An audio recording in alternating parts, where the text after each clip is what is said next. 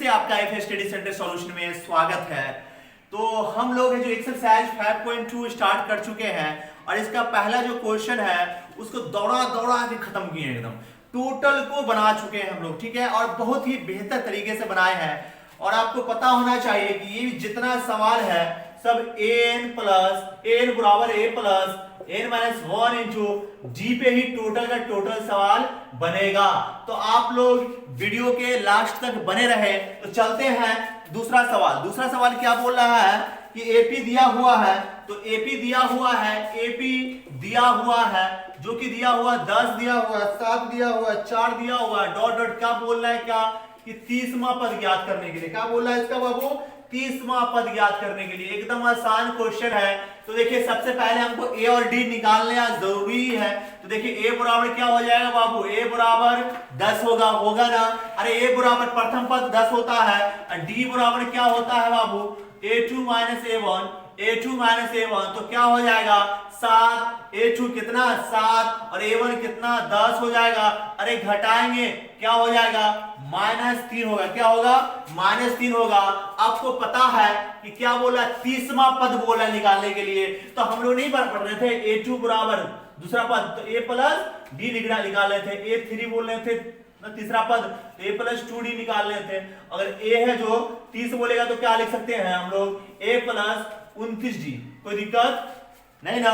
तो इसको हम लिख सकते हैं a30 बराबर a प्लस 29, क्या लिखेंगे? 29d।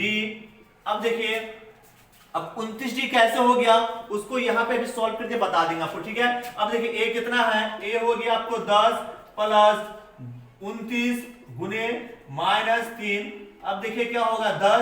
10 होगा ना, प्लस माइनस ये 87 हो गया, घटाइएगा -77 जो कि मेरा आंसर आ गया आंसर। अब देखिए अब बोलेगा कि सर a30 बराबर a प्लस 29 कैसे लिख देते हैं? आते हैं ये फॉर्मूला an बराबर a plus n minus 1 into D. अब बोला 30वां पद निकालने के लिए बोला। क्या बोला? n बराबर 30, n बराबर अगर 30 ले लेते हैं, क्या ले लेते हैं? 30 ले लेते हैं तो ये n बराबर क्या हो जाएगा? यहाँ पर 30 हो जाएगा और a प्लस और n बराबर क्या लेते हैं हम लोग? 30 और -1 इंटू डी।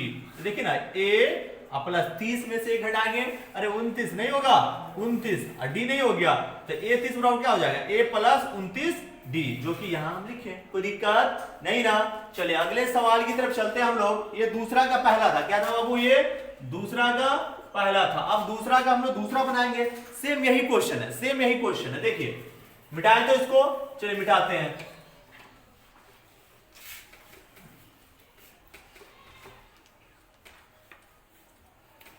अब देखिए इसमें क्या बोला? दूसरा का दूसरा क्या बोल रहा है कि एपी दिया हुआ, क्या दिया हुआ बाबू? एपी दिया हुआ है जो कि -3 है और -1/2 है और क्या है? 2 है का 11वां, क्या बोला है? 11वां पद ज्ञात करे। सेम वही सवाल। तो आपको देखिए ज्ञात करे, आपको डायरेक्ट क्या करना है? a बराबर क्या है? -3 है। अरे a बराबर 3 नहीं होगा, -3 नहीं होगा। चलिए ठीक है। d बराबर क्या होना चाहिए? a2 minus a1। a2 क्या है? a2 क्या है? -1/2 और a1 क्या है? -3 बट्टा 1। एलसीएम करेंगे 3 होगा, सॉरी 2 होगा। क्या होगा? 2 होगा। ये -1 होगा और एक का परा पड़ेंगे 2 तो 2 3 6 हो गया। तो ये क्या हो जाएगा? 5/2। क्या हो जाएगा? 5/2। अब हमको क्या बोला था? 11वां पद निकालने के लिए, मतलब a है जो 11 मतलब क्या हो गया? a प्लस 10d, ठीक है। तो a का मान क्या है? -3 प्लस 10 गुने d का मान क्या है? 5/2। तो 2 का 2 2 5 10। तो ये देखिए -3 और 5 25 तो घटाएंगे तो क्या हो जाएगा? 22 हो जाएगा आंसर। कोई दिक्कत नहीं ना? चलिए अगले सवाल की तरफ चलते हैं। मजा आ रहा है ना आप लोग को? चलिए अगले सवाल की तरफ चलते हैं। तो सवाल नंबर 3 हम बनाएंगे हम लोग। तो देखिए बहुत ही इस सवाल में बहुत ही ज्यादा सबको दिक्कत होता है, लेकिन ये दिक्कत आपको परेशानी हम हमेशा के लिए खत्म कर देंगे और ऐसा समझाएंगे कि आप भूल ही नहीं सकते, ठीक है। तो चलिए इसमें क्या बोला हुआ है,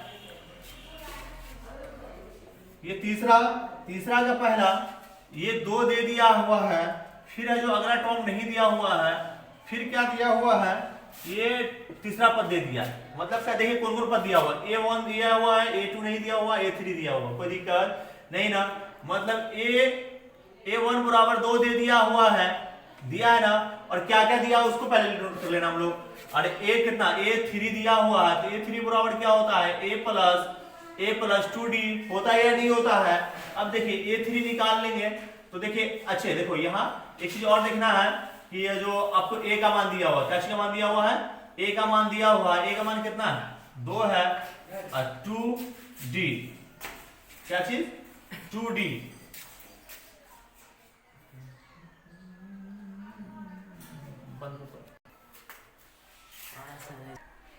चलिए देखिए यहाँ, और A3 का मान हमको कितना दे दिया है, A3 का मान 26 दे दिया है, क्या दे दिया है, 26 दे दिया है। तो 2 को उधर करेंगे, ये क्या हो जाएगा, ये 24 हो जाएगा, 2D।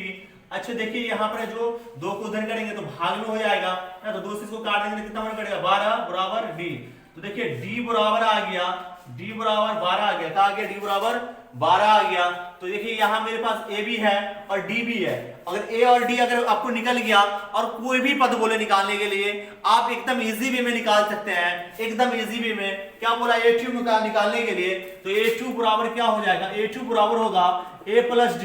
अरे A का मान दिया हुआ है 2 और D कितना 12, तो बराबर कितना 14, तो यहाँ पर 14 होगा, है ना आसान। अरे बड़ा मजा आ गया ना, कोई दिक्कत नहीं ना। चलिए अगले सवाल की तरफ चलते हैं। चलिए सवाल देखिए आपके जो स्क्रीन पे आ चुका होगा, ठीक है, सिर्फ हम लिखते हैं क्या, देखिए यहाँ ये दूसरा सवाल, A बराबर दिया हुआ है, देखिए इसमें क्या क्या दिया हुआ, देखिए A1 नहीं दिया हुआ, A1 है जो नहीं दिया हुआ है, A2 दिया हुआ है, A2 बराबर 13 दिया हुआ है, और A4 नहीं दिया हुआ है, A4 कुछ भी नहीं दिया हुआ है, और A5 दिया हुआ है, सॉरी A3 नहीं दिया हुआ, A3 नहीं दिया हुआ है, A4 दिया हुआ है, क्या दिया हुआ है, 3 दिया हुआ है। तो क्या क्या दिया हुआ उसको नोट कीजिए, जो नहीं दिया उसको छोड़ दीजिए।